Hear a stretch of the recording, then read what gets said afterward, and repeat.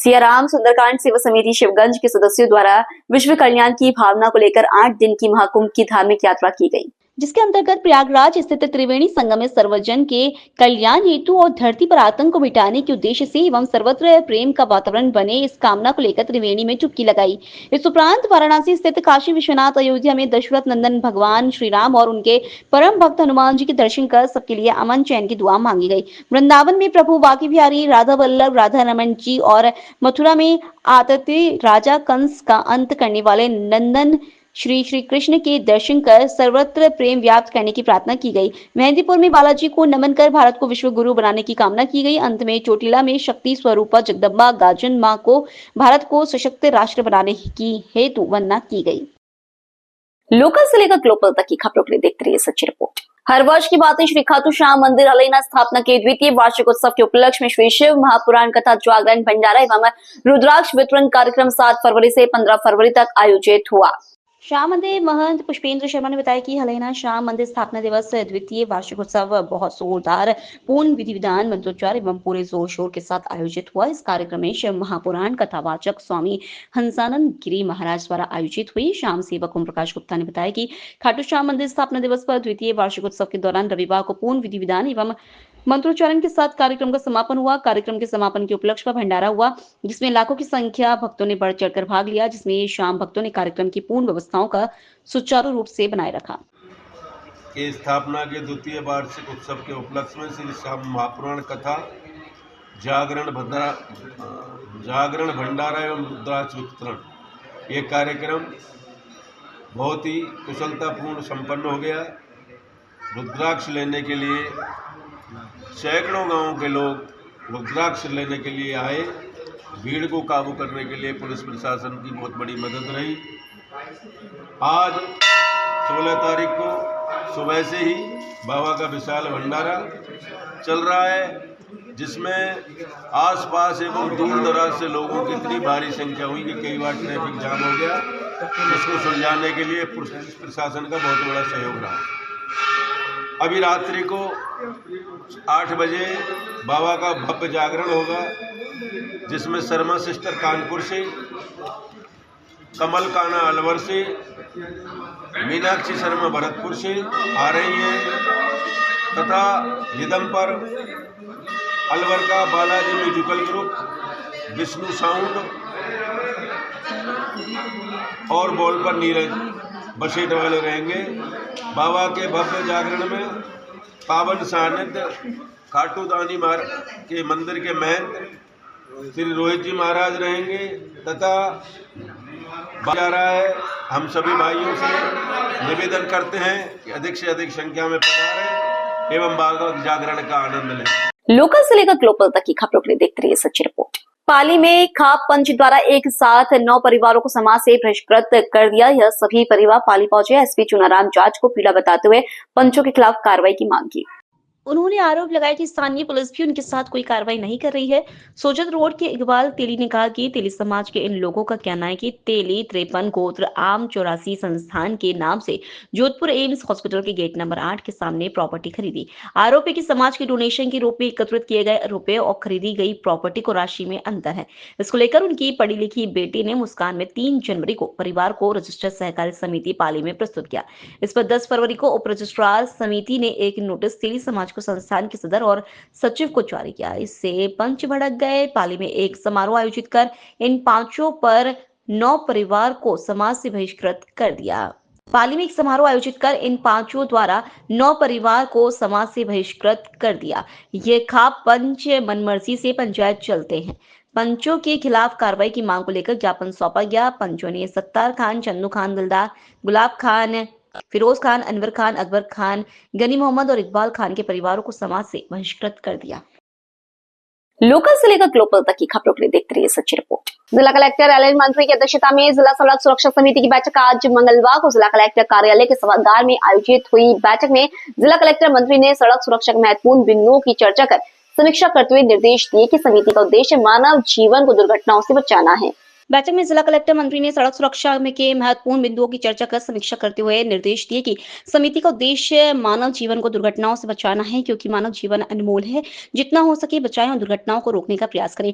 बैठक में उन्होंने सार्वजनिक निर्माण विभाग के एसई व सदस्य सचिव से अवैध कट्स के बारे में विभिन्न मार्ग जहां झाड़ियां आदि हैं और मुख्य रूप से कर्व पर झाड़ियां पेड़ आदि हैं जिनसे दुर्घटनाओं की संभावना रहती है, उन्हें काटने के लिए सड़क पुलिया मरम्मत साइनेज के बारे में और डीएमएफटी के तहत बन रही सड़कों आदि के बारे में जानकारी लेकर बकाया कार्यों को पूरा करने के लिए निर्देश दिए।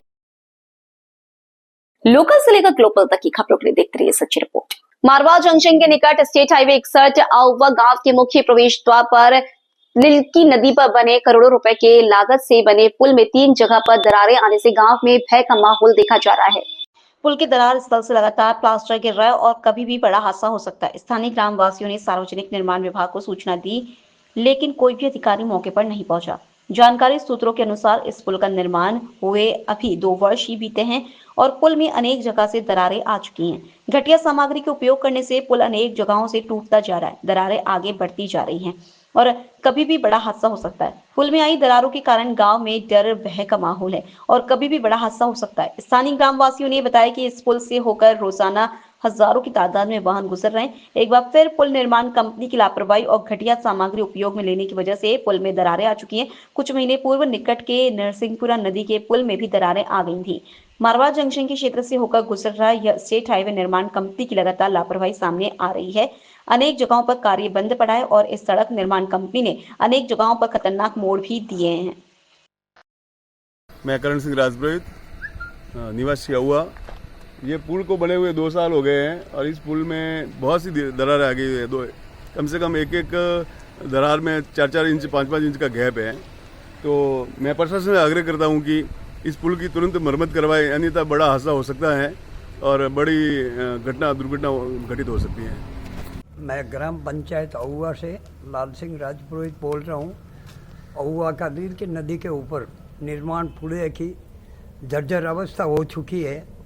कभी भी बड़ा हादसा हो सकता है। निवासी अहुआ से बोलता हूँ कि ओजावड़ी दरवाज़ा पुल है, हाईवे वाला पुल, जिसके ऊपर कोई दरारें और कोई खड्डे भी हो चुके हैं। मैं सरकार से आग्रह करता हूँ कि ये इसका निर्णय वापस शुरू करें, किया जाए। गिर सकता है किसी कभी टाइम गिर सकते हैं।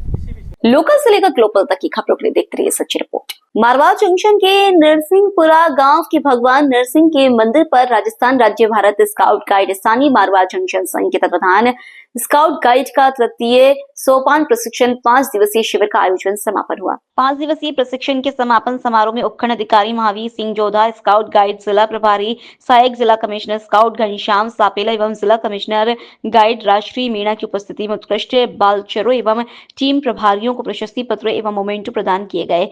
5 दिवसीय प्रशिक्षण शिविर में बालचरों को बेल्ट, कमीज, रस्सी, चद्दर, स्ट्रेचर निर्माण, उनके उपयोग के तरीकों के बारे में प्रशिक्षण दिया गया। विभिन्न प्रकार प्राथमिक उपचार, आपातकाल में जनहित कार्य, सतर्कता के बारे में गाइड्स को जानकारी प्रदान की। जिला स्काउट गाइड कमिश्नर घनश्याम सापेला द्वारा भारत राजस्थान राज्य स्काउट गाइड के संपूर्ण गतिविधियों के बारे में विस्तार से छात्र छात्राओं को जानकारी उपलब्ध कराई। समापन समारोह में स्थानीय मारवा जंक्शन उपखंड अधिकारी, ब्लॉक शिक्षा अधिकारी और अनेक शिक्षाविद एवं भामाशाह जिले के अनेक क्षेत्रों से स्काउट दल प्रभारी मौजूद रहे।